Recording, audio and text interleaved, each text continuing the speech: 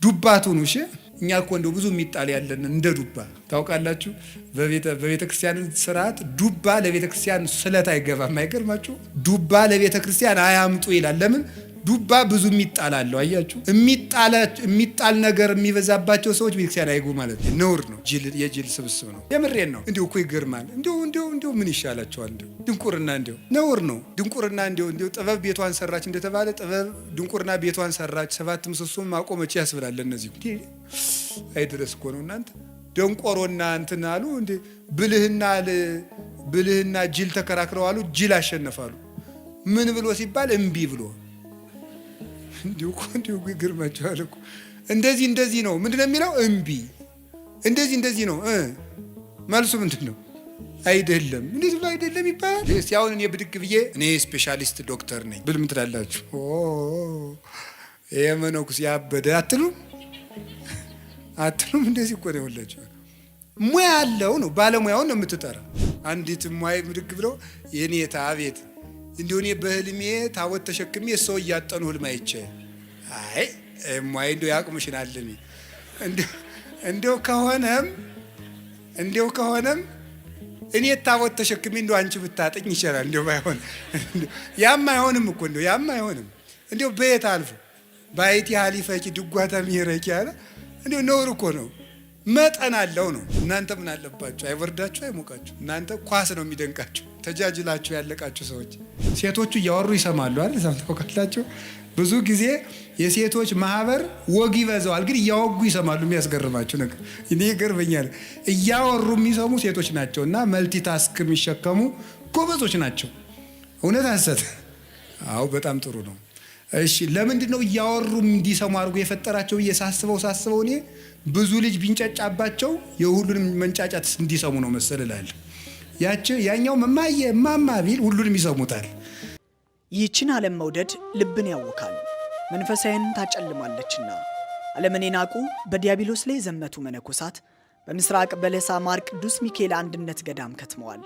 ገዳማት በቅዱሳን አባቶች ጸሎት ታጥረው የሚኖሩ ስለ ሀገር ሰላምና አንድነት የሚጸልዩ የመነኮሳት ሰፈር ናቸው። ዛሬ ግን የማር ቅዱስ ሚካኤል አንድነት ገዳም በችግር ላይ ይገኛል። ድርቅ፣ ጦርነት፣ የማረፊያ በዓታ አለመኖር፣ የውሃ፣ የመብራት፣ የመንገድ አለመመቻቸት፣ ብቻ ብዙ ወዲህ ገዳሟን አጽንቶ ለማቆየት የሚደረግ ግብግብ። አዎ ገዳማውያን ይጣራሉ። ምጽዋት ማድረግ ከእግዚአብሔር የሚሰጥ የርኅራኄ ልብ ነው። ዳግመኛ እስማኤል ልንገርህማ በእግዚአብሔር ቸርነት የሚሰጥ ምጽዋት ለሰው ማዘን ነው። አንድም አስተካክሎ መስጠት። ርኅራኄን ገንዘብ በማድረግ ገዳማውያንን እንታደጋቸው።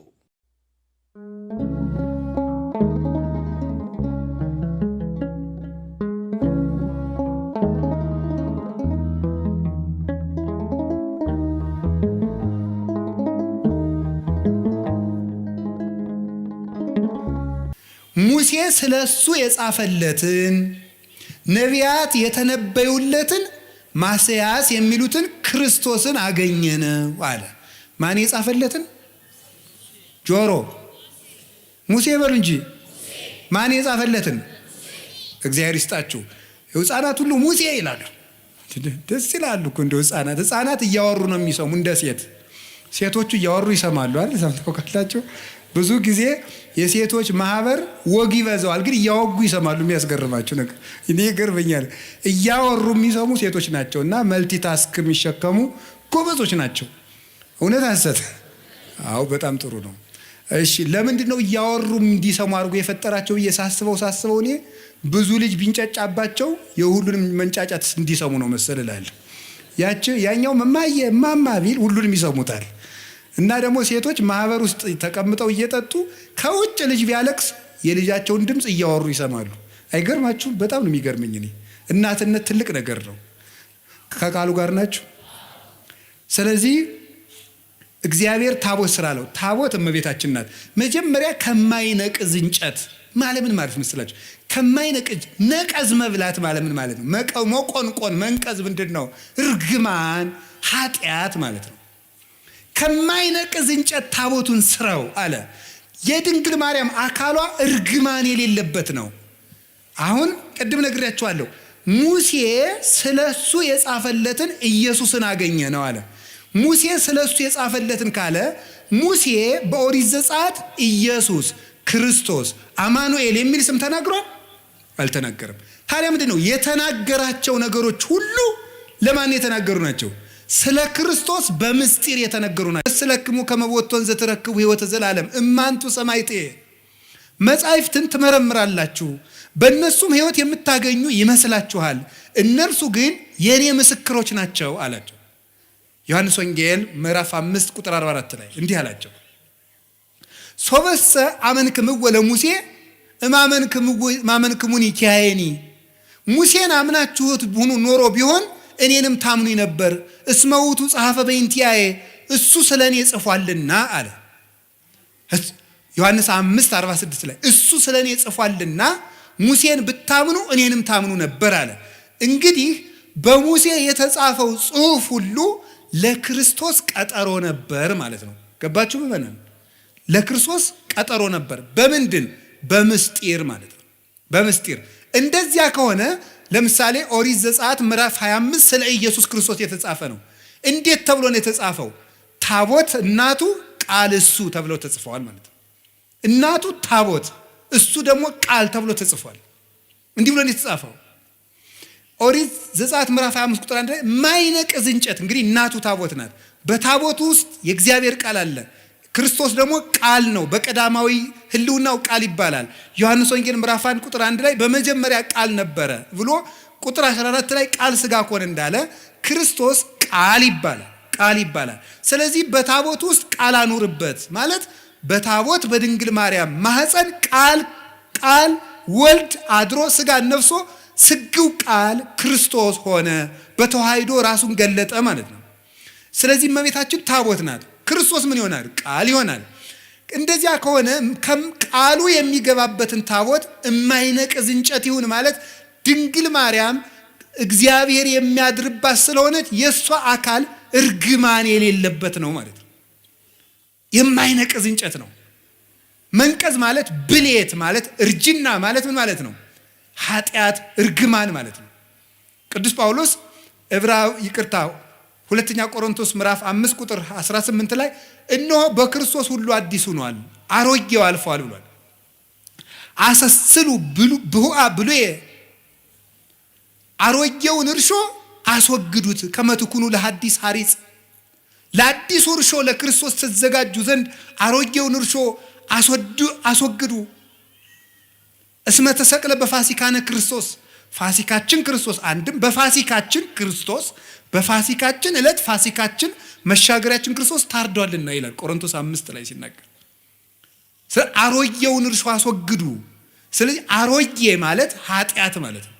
አሮጌ መንቀዝ ማርጀት ማለት ኃጢአት ማለት ነው። እርግማን ማለት ነው። ሞት ማለት ነው። ከማይነቅዝ እንጨት ታቦቱን ስራው ማለት ድንግል ማርያም መጀመሪያም ኃጢአት ሳይኖርባት ነው ያዘጋጃት። እርግማን አልነበረባትም። ከሴቶች ተለይቶሽ አንቺ የተባረክሽ ነሽ ያላት ለዚህ ነበር። ሉቃስ ወንጌል ምዕራፍ 1 ላይ እንግዲያ ምድር ሁሉ የተረገመ ነው፣ እመቤታችን ግን ለይቶ የተባረክሽ ነሽ አላት። ከወንዶች ሳይል ከሴቶች ያለ ለምንድን ነው? እርግማን የመጣ በሴት ነበረ። በሴት ስለነበረ ሴቲቱ ዓለምን ሁሉ የምትወክልናት። ከሴቶች ተለይቶሽ አንቺ የተባረክሽ ነሽ ሲል ከሰው ዘር በአጠቃላይ ተለይተሽ የተባረክሽ ነሽ ነው። ከማይነቅዝ እንጨት ማለት ይሄ ነው። በወርቅ ለብጠው ምንድን ነው? በወርቅ ለብጠው ማለት ምን ማለት ነው? ልብ ብላችሁ ስሙ የእግዚአብሔር ቤተሰቦች። መጀመሪያ ከማይነቅዝ እንጨት ስራው ማለት እንጨቱ መጀመሪያ በተፈጥሮ ይሄ ሁሉ ታቦቱ ረጅም ዘመን ሲቀመጥ እንዳይነቅዝ ነው። ከማይነቅዝ እንጨት ስራው አለው፣ እንዳይፈርስ ነው። ይሄ ማለት ምን ማለት ነው? ድንግል ማርያም መጀመሪያ አካሏ የአዳም ሸክም የሌለበት እርግማን የሌለበት አድርጎ እግዚአብሔር አዘጋጀው። እንዴት ይሆናል? በእግዚአብሔር ኃይል ይሆናል። ታምር ነው የሷ ነገር። ከማይነቅዝ እንጨት በወርቅ ለብጠው ማለት ደግሞ ወርቅ የተባለ አንድኛውን ከማይነቅዝ እንጨት ተፈጥሮ ተሰርቶ ደግሞ ወርቅ ሲለበጥበት ታቦቱ ለብዙ ዘመን የሚኖር ይሆናል ማለት ነው። ወርቅ የተባለ የእመቤታችን ንጽህናዋና ቅድስናዋ ነው። የሰራችው ንጽህና ነው። ወርቁ በተፈጥሮ ብቻ አይደለም የሚጠበቀው። ወርቅ እንጨቱ የማይነቅዝ እንጨት ብቻ መሆን አይበቃውም፣ ወርቅ ጨምርበት።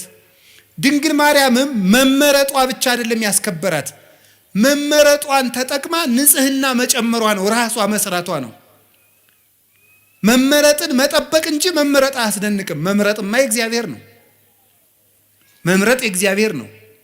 አሁን አንዳንዶቹ ምን ይላሉ? እመቤታችን እኮ እንዲህ ብለን ስናከብራት ማርያም ምን ታደርግ ኖሯል? ሲመርጣት አልመረጥም ልትል ነው? እሷ ባትኖርም እኮ ሌላ ሴት የመምረጥ እድል አለው እግዚአብሔር ምን ይሳነዋል ይላል። እንዴ የእሷ ነፃ ፈቃድስ? ነፃ ፈቃድ ያላት ፍጡር እኮ ናት። እንጨት ናት እንዴ? ዝም ብሎ አስገድዶ ይመርጣታል? አይመርጣትም። ነፃ ፈቃድ አላት። እግዚአብሔር ስለጠበቃት ነው የምንል ከሆነ እንደዚያ ከሆነ አዳምና ሔዋንም የበደሉ እግዚአብሔር ስላልጠበቃቸው ነው ብለን መልስ ማዘጋጀት እንችላለን። ይሄ ደግሞ እግዚአብሔርም ያ ማለት ለአዳምና ለሔዋን ተጠያቂው እግዚአብሔር ይሆናል። ድንግል ማርያም ንጹሕ የሆነችው እግዚአብሔር ስለጠበቃት ብቻ ከሆነ አዳምና ሔዋንም የወደቁ እግዚአብሔር ስላልጠበቃቸው ነው ማለት ነው። እንደዚያ ከሆነ ደግሞ በሔዋንና በአዳም አዳልቶባቸዋል ማለት ነው እግዚአብሔር ደግሞ ባህሪው እንደዚህ አይደለም። ፈታሒ በጽድቅ ኮናኔ በርት ነው። በእውነት የሚፈርድ ነው። ኮናኔ በርት እውነት የሚፈርድ ነው። ፍርድ አይገመድልም። ያ ማለት እኔም ቢሆን የምበድለው እግዚአብሔር ስላልጠበቀኝ ነው ማለት ነው። እንደዚያ ከሆነ ደግሞ ለኃጢአቴ ተጠያቂ ሊያደርገኝ አይገባም ማለት ነው።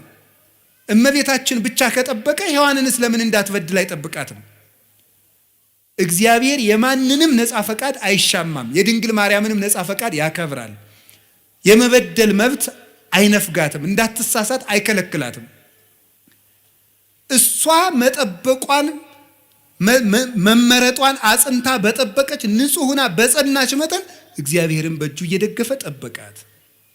የመጀመሪያውን እሱ ባርኮ ሰጣት። አካሏን ከማይነቅዝ እንጨቱ አለመንቀዙ በተፈጥሮ የተገኘ ነው። እግዚአብሔር ያነው እንዲያርጎ የፈጠረው። ድንግል ማርያም እርግማን የሌለባት መሆኗ በእግዚአብሔር እጅ ነው። በወርቅ መለበጥ ግን የሰው ነው። ንጽህና ጨምሮ መኖር ግን የሷ ነው። ስማራያ እግዚአብሔር ይላሉ ሊቃውንቱ። እግዚአብሔር መረጣት ይልና ቢመርጣትማ ምን ይደንቃል? እንድትመረጡና ብትገኝ ነው እንጂ ይላሉ። እንድትመረጡና ተገኘች። ምርጫዋን ደግሞ አጸንታ ያዘች። ቅዱስ ጳውሎስ መመረጣችሁን ታጸኑ ዘንድ ከፊት ይልቅ አሁን ትጉ ያለን ለዚህ ነው። ስለዚህ እመቤታችን በወርቅ የተለበጠች ታቦት ናት። እስኪ በሉ በወርቅ የተለበጠች በሉ። እማይነቅዝ የሚለው ትርጉሙ ምንድን ነው? አይ እናቶች እንደው ምእመናን እንደው ደጋግናችሁ እኮ እናንተ። እማይነቅዝ የሚለው ምንድን ነው ትርጉሙ? ለእመቤታችን ሲሆን ኃጢአት የሌለባት ነው። እርግማን የሌለባት። እስኪ እርግማን የሌለባት በሉ። ወይም የአዳም ጉስቁልና ያላረፈባት። እንጨቱ በተፈጥሮ የማይነቅዝ ነው። እመቤታችንም እግዚአብሔር ሲፈጥራት ከእናቷ ማህፀን ሲለያት እርግማን እንዳይኖር አድርጎ ነው የጠበቃት። አቀባ ጰራቅሊጦስም ከርሰማ ወይ ረኩሰት በምንትንም ዘፈጠራ። እንዴት ሊሆን ይችላል? ከመምጽውር ጽሩየ ገብረ አለ ቅዱስ ዮሐንስ አፈወርቅ። ይሄ እንዴት ሊሳካ ይችላል ካል ወርቅ ከጭቃ እንደሚገኘው ነው አለ። ወርቅን ከጭቃ ታስገኘዋለህ ስታነሳው፣ ወርቁ ውስጥ ግን ጭቃ የለም። ድንግል ማርያም ከተረገመ ባህሪ ስትወጣ እርግማን ጉስቁል የሆነ ባህሪ ግን አልደረሰባትም። አባቶቻችን በብዙ ነገር ተርጉሞ በሾህ መካከል እንደተከበበች ጽጌረዳ ይላል። ጽጌረዳ አበባ እሾሁ መሃል ላይ ናት። እሾሁ ግን የለባትም። ድንግል ማርያም የእርግማን እሾህ ባለበት ዓለም ውስጥ እርግማኑ ሳያርፍባት ወጣች። እንደ ጽጌረዳይቱ መዓዛዋን ብቻ ይዛ መዓዛ አፏሃ ከመኮሎ ሁሉ ነገር በሰላም ያለ ቅዱስ ያሬድ ይህን ነው። አንደበቷ እንደ እንኮይ የሚያምር መዓዛውን ይዛ የወጣች እሾሁ ያልተከተላት ጽጌ ሃይማኖት ዘጸገየት በማይከል ሐሰዋክ በሾህ መካከል አበባ የተገኘች የሃይማኖት አበባ መዓዛ ብቻ ያላት እሾሁ ግን የሌለባት የመካከለኛዋ ውብ ጽጌረዳ እመቤታችን ናት። እርግማን ያልነካት። ወርቁ ግን ራሷ የሰራችው ንጽህናዋ ነው። አይኗ ንጹህ፣ ጴጥሮስ ተሳሳተ ተብሎ ተጽፏል። ሐዋርያት ተበተኑ ተብሎ ተጽፏል። አብርሃም በደለ ተብሎ ተጽፏል። ማርያም ይሄን አረገች ተብሎ አልተጻፈም።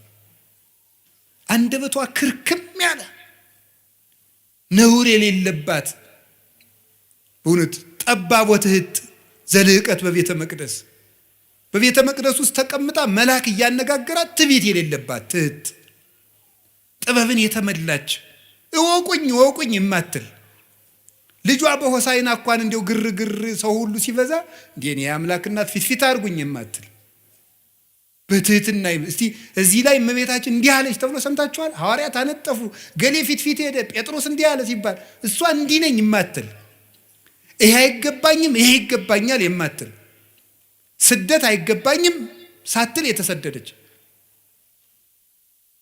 መልካም ነገር ይገባኛል አክብሩኝ የማትል ትህትናን የተመላች ወርቅ።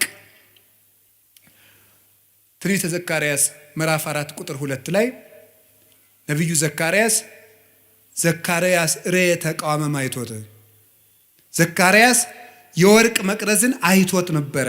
ምን ያለ ዘይትን የተመላ 7 አይጹቅ ያላት 7 ቅርንጫፍ ያላት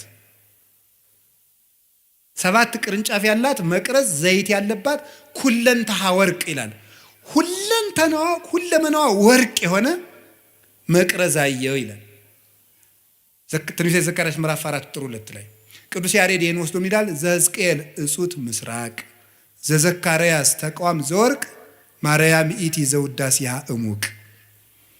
የሕዝቅኤል የምስራቅ በር የዘካርያስ የወርቅ መቅረዝ ምስጋናዋ ተቀርቶ የማያልቅ ማርያም ናት ይላል። ኩለንተሃ ወርቅ ሁለመናዋ ወርቅ ነው ማለት ስጋዋ ወርቅ፣ ነፍሷ ወርቅ፣ ህሊናዋ ወርቅ፣ ልቧ ወርቅ፣ ህዋሳቷ ወርቅ፣ ስሟ ወርቅ፣ ሁለንተናዋ ገንዘብ የሆነ ጸጋን የተመላች እጅ እግሯ ገንዘብ የሆነ ናት እመቤታችን። እኛ እኮ እንደው ብዙ የሚጣል ያለን እንደ ዱባ ታውቃላችሁ። በቤተ ክርስቲያን ስርዓት ዱባ ለቤተ ክርስቲያን ስለት አይገባም። አይገርማችሁ? ፍትሐ ነገሥት አንቀጽ 17 ላይ አንቀጸ ምጽዋት ላይ ዱባ ለቤተ ክርስቲያን አያምጡ ይላል። ለምን? ዱባ ብዙ የሚጣል አለው። አያችሁ? የሚጣል ነገር የሚበዛባቸው ሰዎች ቤተክርስቲያን አይጉ ማለት ነው። ዱባቱ ነው። እሺ ዱባ ማለት የሚጣለው የሚበዛ ነው። እንደኛ እኮ ብዙ የሚጣል ነገር አለን። እንደው ብዙ ወጥቶ የሚወድቅ ጓዛ ምንን እንደው ይሄን እና ዱባቱና ቅልም አይገባም ይላል። ውስጡ መራራ ነውና መራራ ሰዎች በቤተክርስቲያን ርስት የላቸውም ማለት ነው። መራራ መሆን ክፉ ነው። ስለዚህ እመቤታችን ግን የሚጣል የሌላት አልብኪ ነውር ወይ ምንትኒ በላይሌኪ ኩለንታኪ ሰናይት እንታሃቤ ወዳጄ ሁለንተናሽ ውብ ነው ምንም ነውር የለብሽ ብሏታል ልጇ ሰሎሞን። በወርቅ የተለበጠችው ታቦት ማድረግ አንዳች ነገር ያልተገኘባት የቅድስና ማህተም ያተማት የእግዚአብሔር ከተማ የመሰላሏ ጫፍ ላይ ይላል አይደለም እንዴ? የመሰላሏ ጫፍ ላይ እግዚአብሔር ተቀምጦባት ነበር ይላል። መሰላል እመቤታችን ናት። የመሰላሏ ጫፍ አይምሮዋ ነው። አይምሮዋ ውስጥ ህሊናዋ ውስጥ ከእግዚአብሔር ውጭ ምንም ገብቶባት የማታውቅ እንተ ኢርእያ አይነ ንስር ዲያብሎስ ያልተመለከታት የታጠረች ገነት እጹቅት አዘቅተማ ህይወት የታጠረች አትክልት የተገጠመች የውሃ ጉድጓድ አዘቅተማ ህይወት የህይወት ውሃን ያፈለቀች የታተመች የውሃ ምንጭ እመቤታችን ናት። የእግዚአብሔር ታቦት ይሏችኋል ማርያም ናት። 2 ክንድ ከስንዝር ያለው ከአዳም እስከ ኖህ ያለው ጊዜ ነው። እሱ 2256 ዘመን ይሆናል። 1 ክንድ ከስንዝር የሚለው ከኖህ እስከ ሙሴ ያለው ነው 1644 ይሆናል። 1 ክንድ ከስንዝር ቁመት ወርድ ቁመት አቆልቋይ 1 ክንድ ከስንዝር የሚለው ደግሞ ከሙሴ እስከ እመቤታችን 1600 ይሆናል። ይሄን ስትገጥሙት 5500 ዘመን እንዲህ ያለ ታቦት አበጅ ማለት 5500 ዘመን ሲያልቅ የምትመጣ የእግዚአብሔር ማደሪያ ታቦት አለች ማለት ነው። 4 ቀለበት አብጅለት ማለት 4 ቀለበት ማለት አይን፣ ጆሮ፣ እጅ፣ አፍንጫ። ስለዚህ 4ቱን ቀለበት በወርቅ ለብጠው የወርቅ ቀለበት ማብጅለት ማለት እመቤታችን በጆሮዋ አልበደለችም፣ በአይኗ አልበደለችም፣ በአፍንጫዋ አልበደለችም፣ በእጇ ዳሳ አልበደለችም። 4ቱን ቀለበት ወርቅ አድርገው ማለት ሰው የሚበድላቸው በሮቿ ሁሉ የእመቤታችን ንጹህ ናቸው እንደጠራ ወርቅ። የስርየት መክደኛ የተባለ ድንግልናዋ ነው። መክደኛ የታተመ ድንግልና ነው።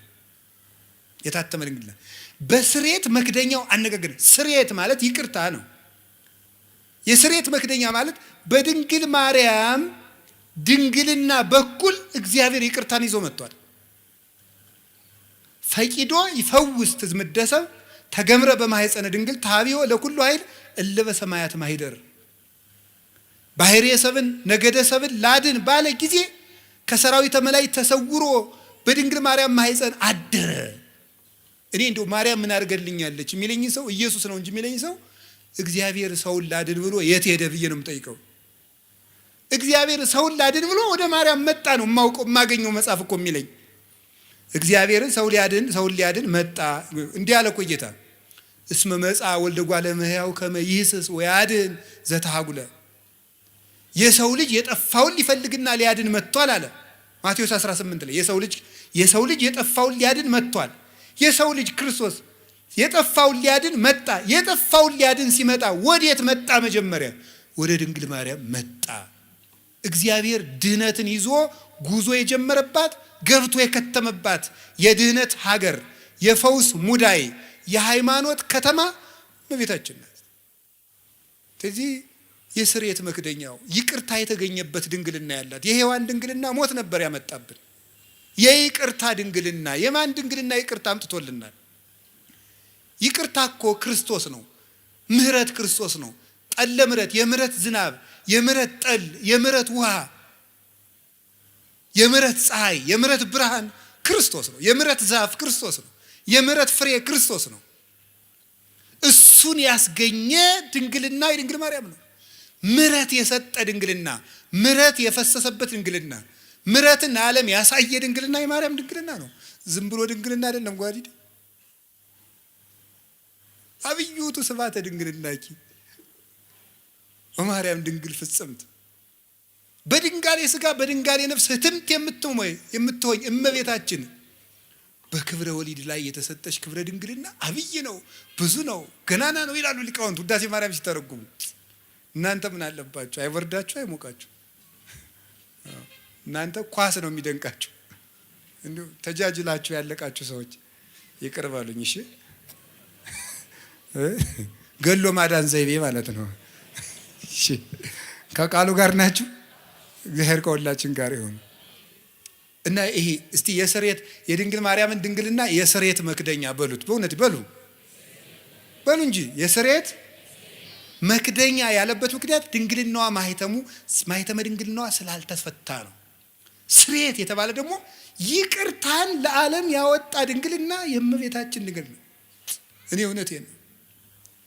አይ ካህናት የታደሉት እመቤቴ ለማኅፀንኪ እግዝእቴ በረከቱ እፈቱ እግዚአብሔር ዘተጸውረ ቦቱ ይላሉ።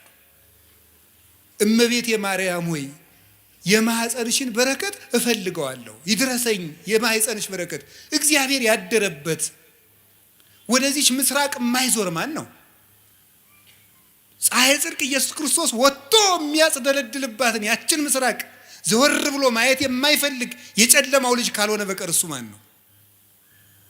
መዞር የሚያሰኘኝ እኔ ወደ እመቤታችን ነው። ወደ እሱ ያልዞርኩ ወዴት ልዞር ነው ዛሬ? የስርየት መክደኛ በስርየት መክደኛው አነጋግርሃለሁ። በሉ በስርየት መክደኛው በሉ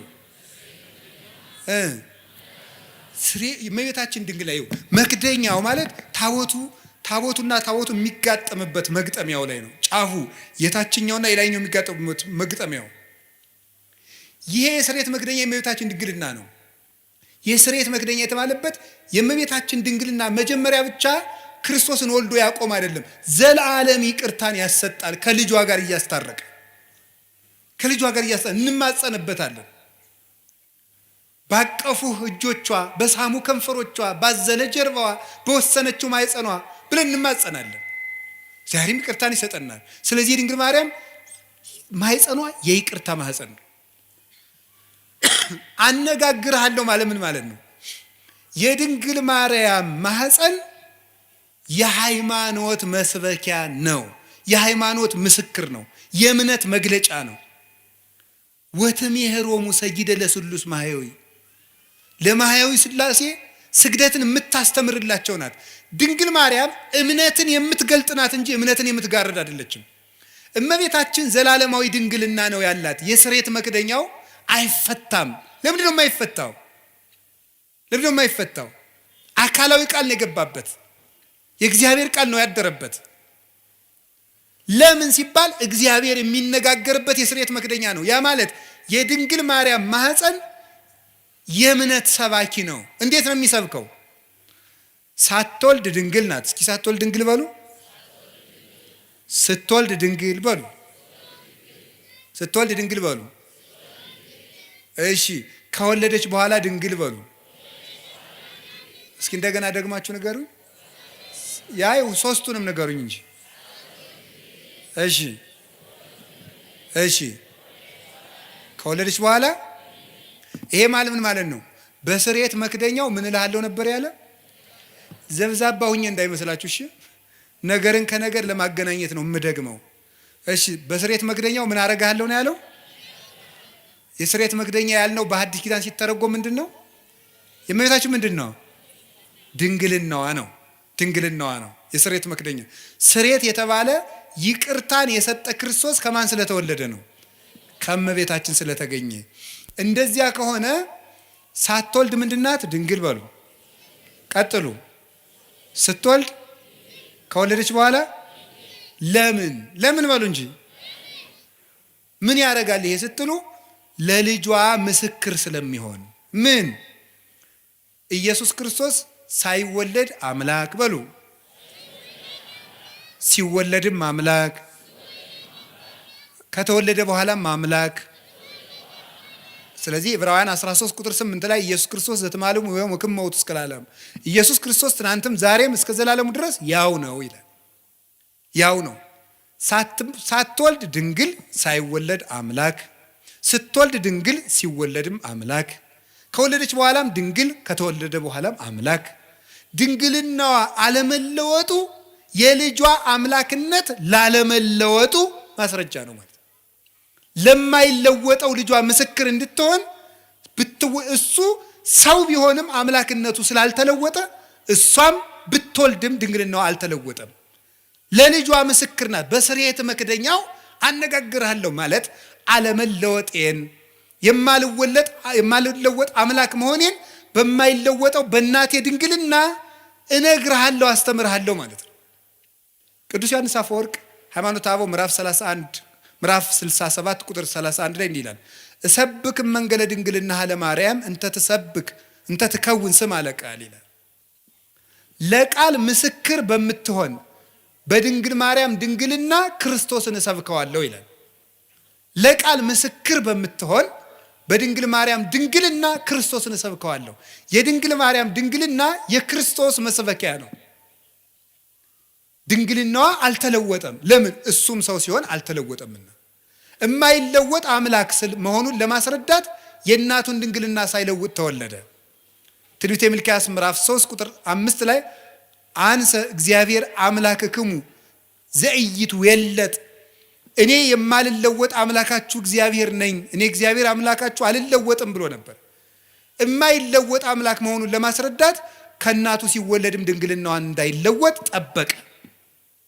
አቀበ ማኅተመ ድንግልና ከመትኩን መራሒተ ለሃይማኖት አበይ፣ አቀበ ማኅተመ ድንግልና ከመበጽንሳ መንክር ትኩን መራሒተ ለሃይማኖት አባይ። ድንቅ በሚያሰኝ ማኅተመ ድንግልናዋ ለታላቂቱ እምነት ምስክር ትሆን ዘንድ ድንግልናዋን ጠበቀው ይላል። ስለዚህ የድንግል ማርያም ድንግልና ለክርስቶስ አለመለወጥ ምስክር ነው። ክርስቶስ ሰው የሆነ አምላክ ነው። ሰው የሆነ አምላክ ነው። ሰው ብቻ አይደለም፣ አምላክ ብቻ አይደለም፣ ሁለትም አይደለም፣ ነጠላም አይደለም። ሰውነቱ በአምላክነት እንዳልተለወጠ ድንግል ስለሆነች እናትነት አልቀረባትም። አምላክነቱ በሰውነት እንዳልተለወጠ ድንግልናዋ በእናትነት አልተለወጠባትም። አምላክ ወሰብ ስለሆነ ሁለት ባህሪ እንደማይባል ሁሉ ድንግልም እናትም ስለሆነች ሁለት ሰው አይደለችም። እናቱ አንድ ሁና ድንግልም እናትም እንደሆነች ክርስቶስ አንድ አካል አንድ ባህሪ ሲሆን አምላክነቱ በሰውነት ሰውነቱ በአምላክነት ያልተለወጠበት በተአቅቦ የሚኖር በተዋሂዶ ክብሩን የገለጠ ስግው ቃል ወልድ ዋሕድ አምላክ ወልደ አምላክ ይባላል። እንግዲህ ከገባችሁ ይግባችሁ፣ ይገባችኋል፣ ደግሞ ይገባችኋል። ይዛችሁታል? እሺ። ድንግል ማርያም ድንግል ናት በሉ። እሺ። እናት ናት በሉ። ክርስቶስሳ አምላክ ነው በሉ። ሰው ነው በሉ። ደግሞ ድንግል እናት ግን ሁለት ናት። ክርስቶስ አምላክ ነው፣ ሰው ነው፣ ሁለት ነው አይደለም፣ አንድ ባህሪ ነው። ስለዚህ የተዋህዶ ምስክር ናት ማለት ነው። የተዋህዶ ምስክር እንድትሆን ድንግልናዋን የጠበቀበት ምክንያት ለዚህ ነው። ስለዚህ እግዚአብሔር በዚህ ነግሮናል። ትንቢተ ሕዝቅኤል ምዕራፍ 44 ቁጥር 2 ላይ ድንግል ማርያም ድንግል ሆና የሆነችውና በዘላለም ድንግልና የቀጠለችው ድንግልናው ያልተለወጠው ለምንድን ነው ብትሉ፣ አንደኛ ለልጇ ምስክር እንድትሆን ነው። አሁን ባልኳችሁ የልጇን አለመለወጥ እንድትመሰክር፣ የልጇን ተዋህዶ እንድትመሰክር፣ ለልጇ ምልክት እንድትሆን። ትንቢተ ኢሳይያስ ምዕራፍ 7 ቁጥር 11 ላይ እግዚአብሔር ይውበክሙ ትእምርተ፣ እግዚአብሔር ምልክት ይሰጣችኋል፣ ድንግል በድንግልና ጸንሳ በድንግልና ትወልዳለች፣ ስሙንም አማኑኤል ትለዋለች አለን። ማቴዎስ ምዕራፍ 1 ቁጥር 23 ላይ በነቢይ የተነገረው ይፈጸም ዘንድ ስሙን አማኑኤል ትበለው በለው፣ ድንግል በድንግልና ትወልዳለች፣ ስሙም አማኑኤል ይባላል የተባለ ይፈጸም ዘንድ አለ። እግዚአብሔር ምልክት ይሰጣችኋል፣ ድንግል ትወልዳለች አለ። ድንግል ማርያም ዘላለማዊ ድንግልና ከሌላት ምልክትነቷ ምንድን ነው? ምልክት የሆነችው እኮ ዘላለማዊ ድንግልና ስላላት ነው። ያ ምልክት የተፈጸመባት ድንግል ደግሞ እመቤታችን እንደሆነች ወንጌላዊ ነግሮናል። ስለዚህ ድንግል ማርያም የማይለወጥ ዘላለማዊ ድንግልና አላት። ለምን? ምስክር እንድትሆን፣ ምልክት እንድትሆን፣ ለሃይማኖት ማስረጃ እንድትሆን። ወዲህም ደግሞ ለምንድን ነው የማይገባባት ሲባል ሌላ ባል አላገባችም፣ ሌላ ልጆችን አልወለደችም። ለምን? የኃያላን አምላክ እግዚአብሔር ስለገባባት። ሕዝቅኤል ምዕራፍ 44 ቁጥር 4 ላይ እንደተነገረው የሰራዊት ጌታ እግዚአብሔር ገብቶባታልና ሌላ አይገባባትም፣ ተዘግታ እጹታ ትነብር ለዓለም፣ ለዘላለሙ ታትማ ትኖራለች። መልስ ለምን? እግዚአብሔር ስለገባባት። እግዚአብሔር ስለገባባት። አንዳንዶቹ ምን ሊሏችሁ ይችላሉ? አረ ትንቢተ ሕዝቅኤል ምዕራፍ 44 እኮ ስለ ማርያም የሚመለከት አይደለም ይላል። አይድረስ እኮ ነው እናንተ። ደንቆሮና እንትን አሉ እንዴ፣ ብልህና ጅል ተከራክረው አሉ፣ ጅል አሸነፋሉ። ምን ብሎ ሲባል እምቢ ብሎ። እንዲሁ ግርማቸዋል እኮ። እንደዚህ ነው። ምንድን ነው የሚለው? እምቢ። እንደዚህ ነው። መልሱ ምንድን ነው? አይደለም። እንዴት ብሎ አይደለም ይባላል? እንዲሁ እኮ ይገርማል። እንዲሁ ምን ይሻላቸዋል? እንዲሁ ድንቁርና እንዲሁ ነውር ነው። ድንቁርና እንዲሁ ጥበብ ቤቷን ሰራች እንደተባለ ጥበብ ድንቁርና ቤቷን ሰራች፣ 7 ምሰሶም ማቆመች ያስብላል። እነዚህ እኮ ነውር ነው። ስለ እመቤታችን አይደለም ለማለት ምንድን ነው ማስረጃ? አንድ እኮ እንዲሁ የመጽሐፍ ቅዱስ መንፈሳዊ ሕይወት አለ። በስነ ጽሑፍም ቢሆን ሕግ አለ። አንድ በስነ ጽሑፍም እኮ እንዲህ ነው ለተባለ ባለሙያዎቹ ሀሳብ ሲሰጡበት ነው። ባለሙያዎቹ ሀሳብ ይሰጡበታል። ሙያ አለው እኮ። እስቲ አሁን እኔ ብድግ ብዬ እኔ ስፔሻሊስት ዶክተር ነኝ ብል ምን ትላላችሁ? ይሄ መነኩስ ያበደ አትሉም? እንደዚህ እኮ ነው ያላችሁ። ሙያ አለው ነው። ባለሙያውን ነው የምትጠራ። መቼም ኩላሊት ልብ ሳስበው በግራ ጡት ዝቅ ብላ ነው ያለች፣ እስቲ ኦፕሬሽን ላድርግ አይባልም። እንዲህ ሳስበው ተብሎ ስራ አለ የለም። ባለሙያ ያለው የትኛው አካል የት ቦታ እንዳለ የሚያውቅ፣ የትኛው ጥቅስ ለየትኛው እንደሆነ የሚያውቁ፣ ለዘመኑ የቀረቡ፣ ለጉዳዩ የቀረቡ፣ ለእግዚአብሔር የቀረቡ ሶስቱንም የሚያሟሉ አባቶች ማርያም ናት ብለው ነግረውናል። ሶስቱንም የሚያሟሉ ለዘመኑም ቅርብ የነበሩ፣ በመጀመሪያው ክፍለ ዘመን፣ በሁለተኛው ክፍለ ዘመን፣ በሶስተኛው ክፍለ ዘመን፣ በአራተኛው ክፍለ ዘመን የነበሩ እነ ቅዱስ ኤፍሬም፣ እነ ቅዱስ ቄርሎስ ነግረውናል። እነ ቅዱስ ኤራቅሊስ ነግረውናል። ማርያም ናት የሕዝቅኤል ምስራቅ ብለው ቅዱስ ያሬድ ነግሮናል። ሊቁ ለእግዚአብሔር የቀረበው ለዘመኑ የቀረበው 6ኛው ክፍለ ዘመን የነበረው ሰማይ ድረስ ሂዶ ዜማን ቆንጥሮ ያመጣው እሱ ነግሮናል። አንተ የት ቤት ነህ? እንደው ማን ስለዚህ ለዘመኑ ቅርብ ናቸው፣ ለጉዳዩ ቅርብ ናቸው። መጻሕፍትን ጥሬ ቆርጥመው እግዚአብሔርን በሱባኤ እየጠየቁ የተማሩ ናቸው። ለእግዚአብሔር ቅርብ ናቸው። ሽንገላ ክዳት የሌለባቸው ሊቃውንት፣ ሐዋርያውያን አበውን የተከተሉ ሊቃውንት ማርያም ናት። የምስራቂቱ በር ማርያም ናት። ደሞስ ምን ይጎልባታል ብትባል ዮሐንስ 8:12 ላይ እኔ የዓለም ብርሃን ነኝ አለ። እሱ የዓለም ብርሃን ከሆነ ልጇ እመብርሃን ብትባል ምንድን ነው ኖሩ? በዚያውም የዓለም ብርሃን ኢትዮጵያ ናት የምትሉ ሰዎች አርፋችሁ ተቀምጡ። ኢትዮጵያ የዓለም ብርሃን የሚባል የጅል ስብስብ ነው። የምሬን ነው። የዓለም ብርሃን ክርስቶስ ነው እንጂ ኢትዮጵያ የዓለም ብርሃን ሆናም አታውቅም አትሆንምም። የዓለም ብርሃን ማን ነው? ክርስቶስ በሉ። የዓለም ብርሃን ማን ነው? ክርስቶስ ነው። ኢትዮጵያ የዓለም ብርሃን አይደለችም። ማን ነው ያላችሁ እንደዚህ? ከቤተ ክርስቲያን ሰውን ለማጥፋት የሚዘየድ ስብስብ ነው። ብር ካጣችሁ ነግዱ። እኔ እውነቴን ነው። ነግዱ፣ ስሩ። እንዲህ እውነቴን ነው። የኢትዮጵያ ሰው ብር መናቅ ይወዳል፣ ስራ መናቅ ይወዳል። ብር ደግሞ ለ2,000 ብር ይላል። ወይ ጥጋ እንዲው እናንተ እንዲው አንዳንዱ ደግሞ ኩራት ራት ነው ይላል። እንዲው ከመቸለት ወዲህ ነው ራቱ ነው የሚያውቁ ኩራት። እንዲው እስቲ ቅመሰው እንዲው እየኮራ 3 ቀንጠኛና እንዲው ሲለበልብ ታገኘዋል። እንዲው እውነቴን ነው። ስሩ ልቅ ኩራት ራቱ ነው ያውቅ። ሲራክ ምን አለ? 3 ሰዎች ነፍሴን አበጻጯት አለ። ሴሰኛ ሽማግሌ፣ ንፉግ ባለጸጋ እና ትዕቢተኛ ድሃ እንዲሁ ነፍሴን አበሳጯታል። ይሁላችሁ እሱ ነው ነገር ስሩ ዝም ብላችሁ። እኛ ኢትዮጵያውያን ምንም የሚጠቅም ነገር መስራት፣ መጽደቅ፣ መፎከር ምንም አያመጣም። መስራት፣ መጽደቅ፣ መልካም መሆን። ኢትዮጵያውያን መልከኞች፣ ሰራተኞች እንኳን የእግዚአብሔር መጽሐፍ እነ ሄሮዳትስ የታሪክ ጸሐፊዎች ሁሉ ምንድን ያለ ኢትዮጵያውያን ማለት ጨዋታ የሚያውቁ ጥበብ የሞላባቸው ቤታቸውን ከመንገድ ዳር ሰርተው በሞት የብሉልኝ ይጠጡልኝ የሚያውቁ ሰውነታቸውን የሚያድሱበት የጠራ ውሃ ያላቸው መቼም እሱ ጸበል አይለን ነገር የተባረኩ ሕዝቦች ናቸው ተብሎ ተጽፎልናል። ያንን ነው መጠበቅ። ስለዚህ እንዲሁ ሲታጣ አሁን የሥራ መፍጠሪያ ሃይማኖት እየሆነ ስነ ስርዓት ያዙ። የዓለም ብርሃን ክርስቶስ ነው። እመብርሃን ደግሞ ድንግል ማርያም ናት። እመብርሃን እንዲሁ አንተ ወንጌል ምን አለ? አይን ምቀኛ ነው እንዲህ አለ። እንዲሁ አይን ምቀኛ ነው ወይ? ልጇ ብርሃን ከሆነ እናቱ ደግሞ ማለት እናት ነው። እመብርሃን ማለት የብርሃን እናት ነው። እንዲሁ ያማሃል። እመብርሃን ማለት ምንድን ነው የሚቸግርህ? ልጇ ብርሃን ነኝ አለ። እንደወለደችው ደግሞ ነገረው ያው ወንጌል። እንዴት እመብርሃን አትላትም? ምቀኝነት እኮ ነው።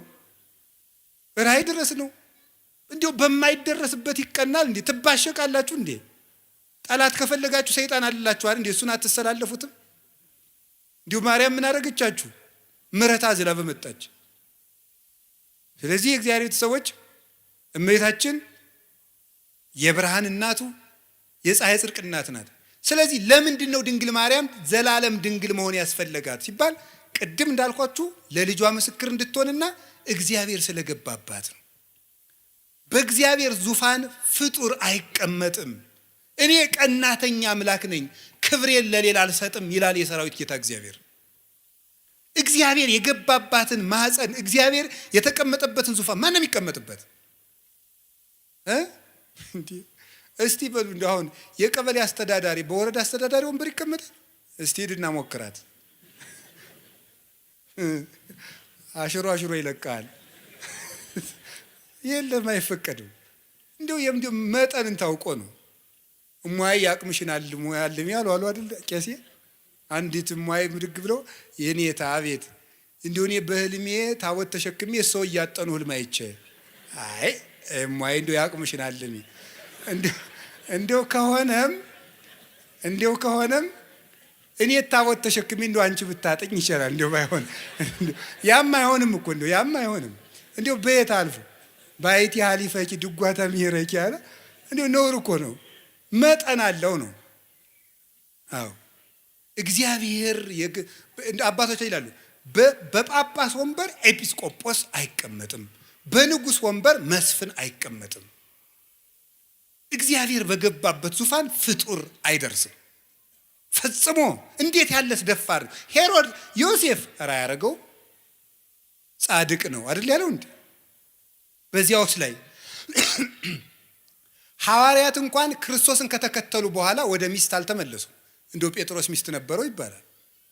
ጭራሽ እሷ አምላክን ወልዳ መልሳ ወደ ትዳር ተመለሰች ይባላል። ከቅዱስ ጴጥሮስ አንሳ ፈጽሞ ነውር ነው፣ ያላደለ ነገር ነው። የእግዚአብሔር ዙፋን ነው፣ ድፍረት ነው። እምንንቀው እግዚአብሔርን ነው።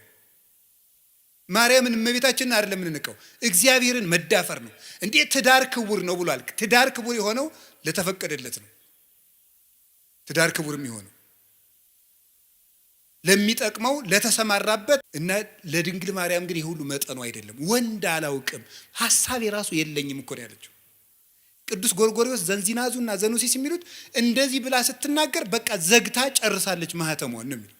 ፈጽሞ ሐሳብ ራሱ ብልጭታ የሚባለው ራሱ መጥቶባት አያውቅም ስላለም የምታስበው እግዚአብሔርን ብቻ ነው። እንዲህ ያለች ነው የስርየት መክደኛ ያሰኛት ይሄ ነው። አማናዊት ታቦት እመቤታችን ናት። እመቤታችን ቅድስት ድንግል ማርያም ይሄ ታቦት ምን ያርፍበት ነበር? ብርሃን። እስቲ ብርሃን በሉ። አቤት ከድንግል ማርያም ምን ተገለጠ? ብርሃን በሉ እንጂ። ያ ብርሃን ማን ነው? ክርስቶስ ነው። ብርሃን ያረፈባት ታቦት እመቤታችን። ያንን ብርሃን ምን ይከበው ነበር አልኳችሁ? በሉ እንጂ ምን አለ? መንፈስ እግዚአብሔር ቅዱስ ይመጽእ ላዕሌኪ ወኃይለ ልዑል ይጼልለኪ። የእግዚአብሔር መንፈስ ባንቺ ላይ ይመጣል፣ የልዑል ኃይልም ይጋርድሻል። ሀብተ መንፈስ ቅዱስ የተጋረዳት መንፈስ ቅዱስ በሀብተ መንፈስ ቅዱስ የተጋረደች።